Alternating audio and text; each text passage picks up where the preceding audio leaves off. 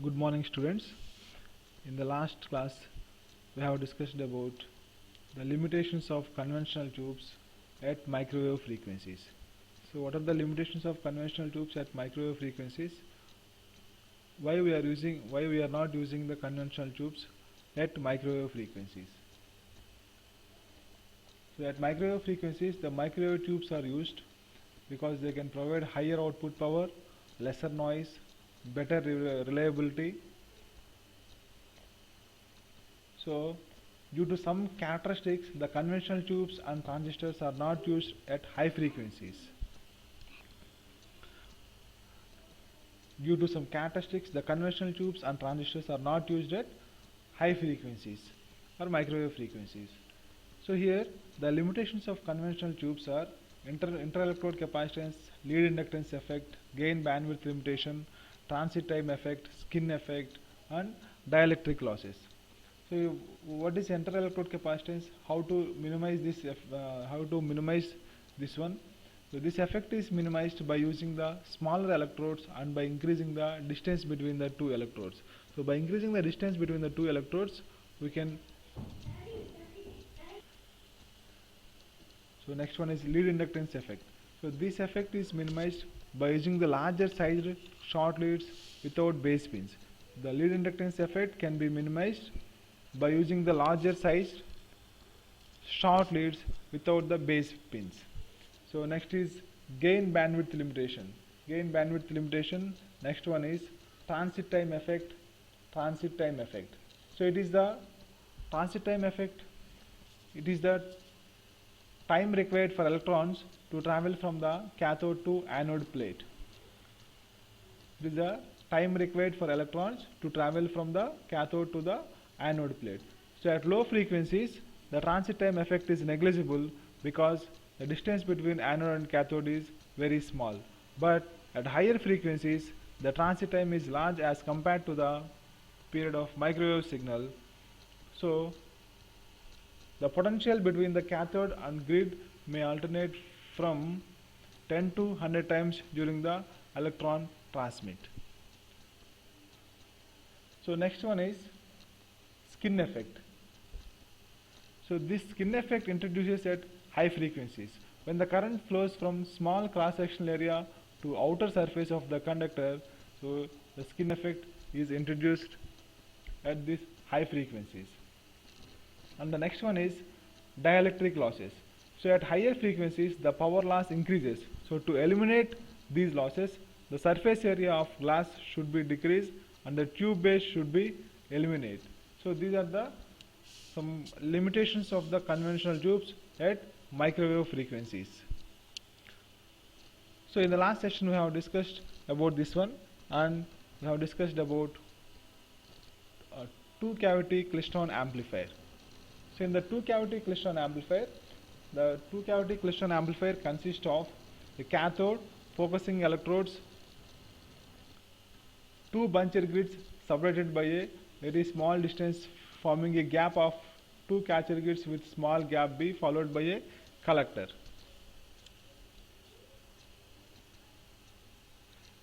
So in the two cavity klystron amplifier, the electron beam passes gap A in the buncher cavity to which RF signal to be amplified is applied and is then allowed to drift freely without any influence from RF fields until it reaches the gap B in the output or catcher cavity. The separation between the buncher grid and catcher grid is called drift space. Okay, so all these things we have discussed in the last class. Today we are going to discuss about multi-cavity klystron amplifier. So what is the difference between two cavity klystron and the multi-cavity klystron amplifier? Here we are going to discuss about multi-cavity klystron amplifier. So see the circuit diagram of, see the diagram of multi-cavity klystron amplifier. Here we are having input cavity, output cavity, and these are the intermediate cavities. What is the need of the multi-cavity? So actually the bunching process in two cavity klystron is not perfect since large number of electrons which are out of phase. The bunching process in the two cavity klystron is not perfect because the large number of electrons which are out of phase arriving at arriving at catcher cavity between bunches. So therefore the maximum gain of 20 decibels can be achieved. To obtain higher gains, more than two cavities are employed. So more than two cavities are preferred to get the higher gains. So that is the need of multi-cavity. So in the two cavity klystron amplifier we are getting only 20 decibels gain. So to achieve higher gains, we are preferring this multi-cavity klystron amplifier. So see the arrangement of multi-cavity klystron amplifier. In this diagram it has four cavities. So RF input is applied in the first cavity and RF output is getting from the last fourth cavity. So the first cavity is the input cavity and the fourth cavity is the output cavity, and these two are the intermediate cavities. So the output of each tube here the output of each tube is connected to the input of next one. See here the output of first tube is connected to the input of next one. So this arrangement is called cascading of cavities. Maximum 7 cavities can be used practically. So here, practically we can use 7 cavities. The intermediate cavities act as buncher. So these are called bunchers. So it is producing more complete bunching and hence including more RF voltage. So this improves the efficiency and power gain. So this type of arrangement improves the efficiency and the power gain. So it is for 4 cavity. See here it has 4 cavities here. So a 4 cavity setup gives power gain of 50 decibels. So this arrangement gives 50 decibels. It gives the power gain of 50 decibels. So using multi-cavity, the bandwidth can be increased up to 80 megahertz. So the bandwidth can be increased and the power gain can be increased using the multi-cavity arrangement. The increase in bandwidth, so here the bandwidth is going to increase and the power gain is also increases with this multi-cavity arrangement. So if we see the applications of broadband klystron amplifier, so the broadband klystron amplifier are used in UHF klystrons for television transmitter output tubes. So for television transmitter output tubes, we are using the broadband klystron amplifier. And then next one is in satellite earth station transmitters. So in satellite earth station transmitters, the UHF klystrons are used as power amplifiers at 6 gigahertz. So these are the applications of the broadband klystron amplifiers. So it is about multi-cavity klystron amplifier. The main purpose of the multi-cavity klystron amplifier is to get the higher gains. So with the 4 cavities we are getting the 50 decibels of power gain. So with more than 4 cavities we can get higher gains, more than 50 decibels gain.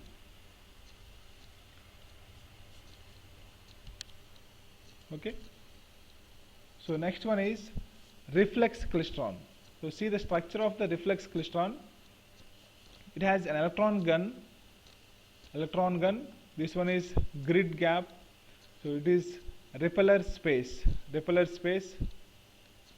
is a coaxial cable, and this one is resonant cavity.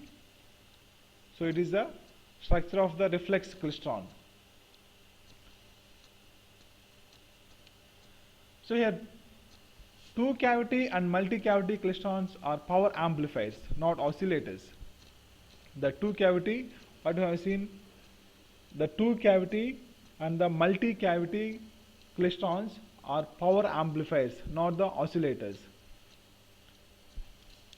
But here the reflex klystron is an oscillator.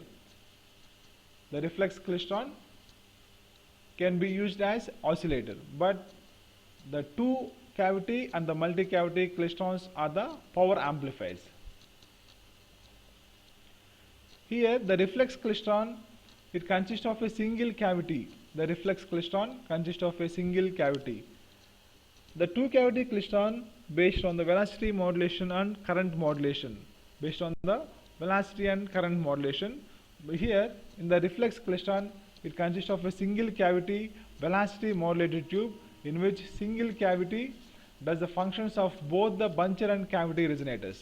So it consists of only single cavity.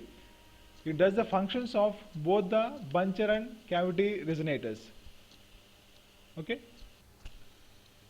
So if we see the construction of this reflex klystron, so it consists of an anode cavity. See here in this construction, the reflex klystron consists of an anode cavity resonator, an anode cavity resonator.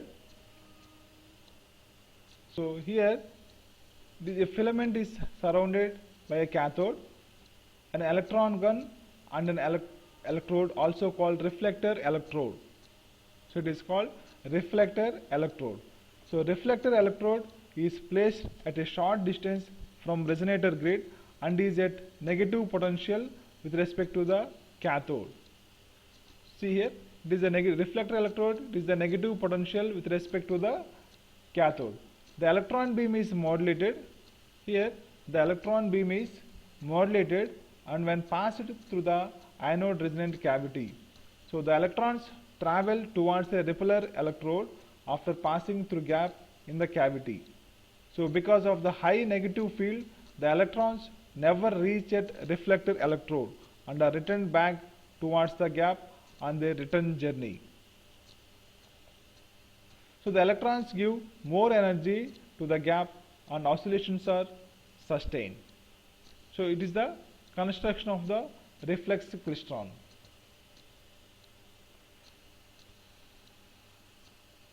Here, see here, one is the positive resonator voltage or beam voltage which is used to accelerate the electrodes through the grid gap of resonant cavity, and the negative repeller voltage used to push the electrons back to resonator grids. And the electrons are focused into a beam by electrostatic fields set up by the resonator potential VA. Here when the gap voltage is 0, see here, when the gap voltage is 0, the electron passes through the gap is known as reference electron. So when the gap voltage is 0, the electron passes through the gap is known as reference electron, that is ER. Here the reference electron is ER. Reference electron is unaffected by the gap voltage and moves towards the repeller electrode. Here the reference electron is unaffected by the gap voltage and moves towards the reflector electrode. So the electron gets reflected by the negative potential on the reflector electrode. Here the electron reflected by the negative potential on the reflector electrode. It returns back to the gap. Next one is the electron which passes through the gap before the reference electron is known as an early electron. So the electron which passes through the gap before the reference electron is known as an early electron. So this electron exhibits the maximum positive potential and accelerated. It moves with great velocity and it penetrates deep into repeller space. In return journey from reflector electrode to grid gap, the early electron takes greater time than reference electron because of more penetration into repeller space. So the early electron takes the greater time than reference electron because of more penetration into repeller space. And finally, the electron which passes through the gap after the reference electron is known as the late electron. The electron which passes through the gap after the reference electron is known as late electron. So it exhibits maximum negative potential and moves with the retarding velocity. The return journey time of EL is much shorter than early electron and reference electron. the return journey time of late electron is much shorter than early electron and reference electron because of the less penetration into the repeller space.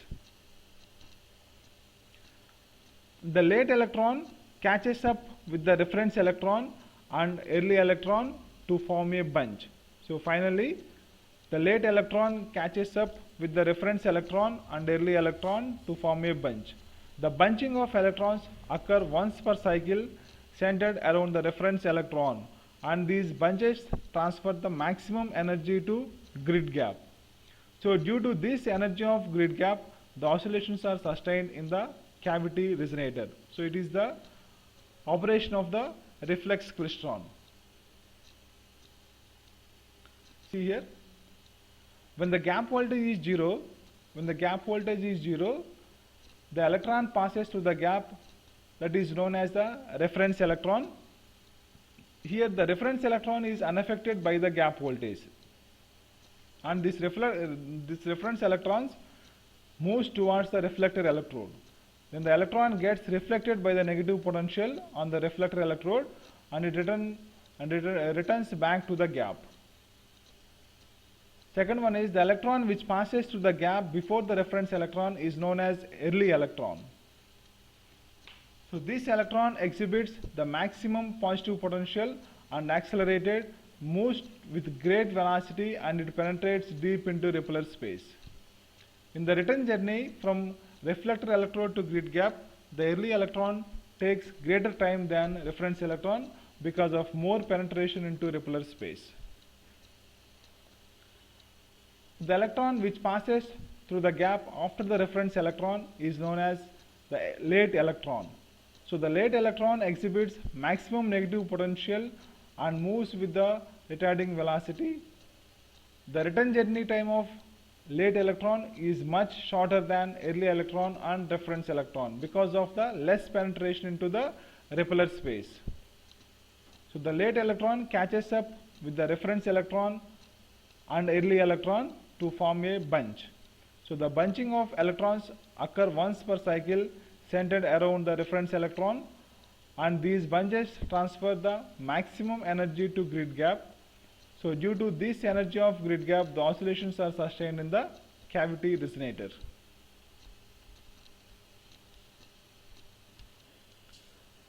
And the reflex klystron operates in different modes for different characteristics. So the reflex klystron operates in different modes. So in the mode 1, reflex klystron operates in this mode when the repeller voltage produces an electron transit time of 3/4 cycle. In the mode 1, the reflex klystron operates when the repeller voltage produces an electron transmit time of 3/4 cycle. In the mode 2, the reflex klystron operates when repeller voltage produces an electron transit time of 1 3/4 cycle. In the mode 3, so the mode 3 is obtained when the repeller voltage produces an electron transit time of 2 3/4 cycles. So the choice of mode is determined by the difference of power available from each mode.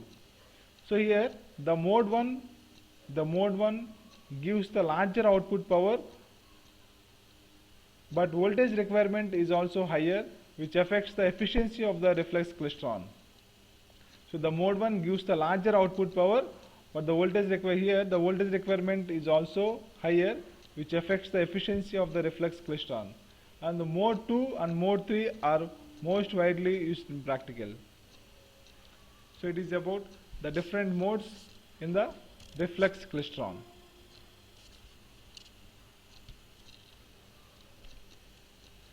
If we see the characteristics and the applications of reflex klystron, the performance characteristics of the reflex klystron are: the operating frequency range is 4 GHz to 200 GHz.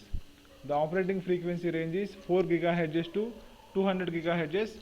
The output power is 10 milliwatts to 2.5 watts. The efficiency is 20%, and the bandwidth is plus or minus 25 MHz. The operating frequency range is 4 GHz to 200 GHz. The output power is 10 milliwatts to 2.5 watts. The efficiency is 20% and the bandwidth is plus or minus 25 MHz. The applications of reflex klystron are, so in the parametric amplifiers, so the microwave receivers, the microwave generators, so in the microwave generators, the microwave receivers, and the parametric amplifiers, the frequency modulated oscillator in portable microwave links.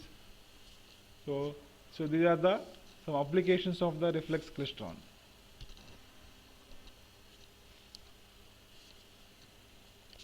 See here.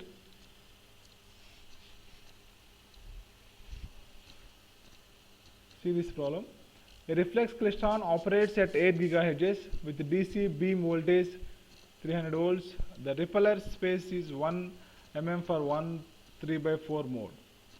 Calculate PRF maximum and corresponding repeller voltage, a beam current of 18 milliamperes.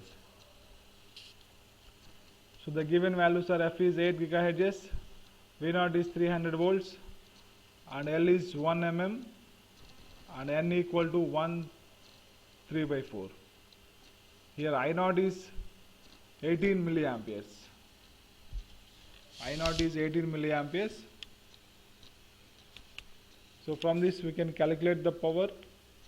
We can calculate the maximum power.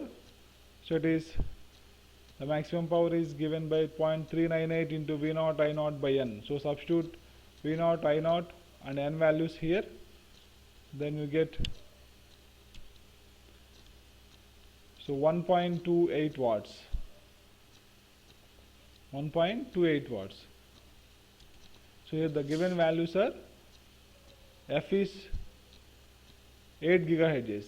So a reflex klystron operates at 8 GHz with DC beam voltage of 300 volts.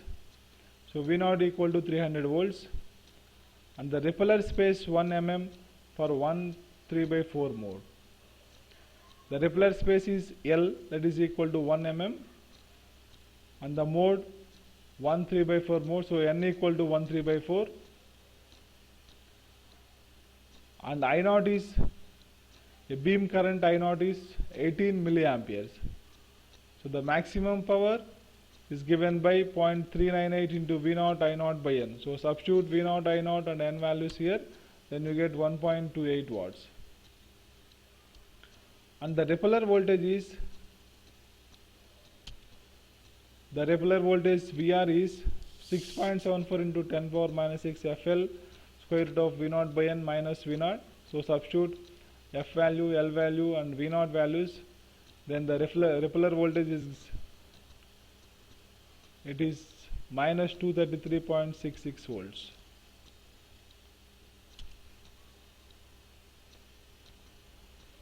The next problem is, a two-cavity klystron amplifier has following specifications. A two-cavity klystron amplifier has following specifications. A beam voltage V0 equal to 900 volts, beam current I0 is 30 milliamperes, and frequency F equal to 8 GHz. The gap spacing in either cavity, so D equal to 1 mm cavity.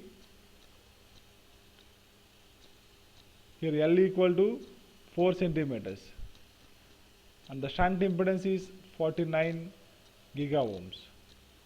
So here determine the electron velocity, the DC transit time of electron, the input voltage for maximum output voltage, and the voltage gain in decibels. The first one is, we have to calculate the electron velocity. So it is V0 equal to 0.593 into 10 power 6 in square root of V0. So substitute this V0 value. So that is the electron velocity. So here the electron velocity is 17.79 into 10 power 6. And the second one is DC transit time of electrons. So it is theta g equal to, it is omega L by V naught.